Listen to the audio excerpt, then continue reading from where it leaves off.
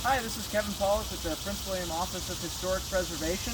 I'm standing here at the Lewis Family Cemetery off Ashton Avenue behind the Manassas Presbyterian Church at the grave of Private Benjamin F. Ward of Company B of the 7th Georgia Infantry.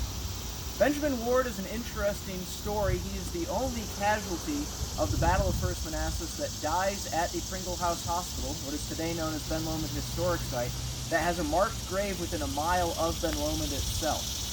Ward was either 26 or 27 years old when he signed up to join Company B of the 7th Georgia out of Marietta, Georgia.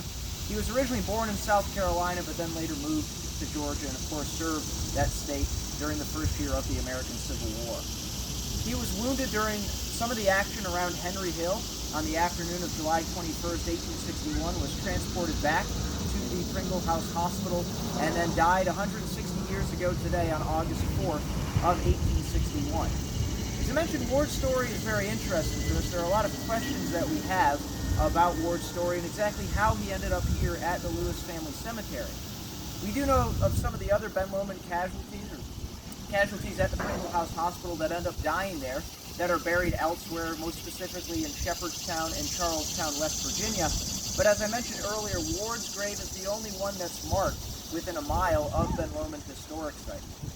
We do know that on the night of July 21st, at least a couple of Georgia soldiers were buried in the old garden behind Ben Lomond. But unfortunately today, there's no traces of that old garden left, and we're not sure exactly where that was, and even whether or not those graves are still there. But if in fact those Georgia soldiers were buried in the old garden, perhaps Benjamin Ward was one of those that joined them later when he passed away on August 4th of 1861. The Pringle family was still living at Ben Lomond at that time, and so they may have ultimately reinterred the remains elsewhere to be able to utilize that garden and continue using their property throughout the remainder of the war. However, again, Ward's is the only one that's marked, and we're still not quite sure how he ended up in the Lewis Family Cemetery. It's one of just another of many questions that we have about the Pringle House Hospital and Ben Lomond Historic Site. So stay tuned as we continue to try to uncover some of these topics and other history topics here in Prince William County.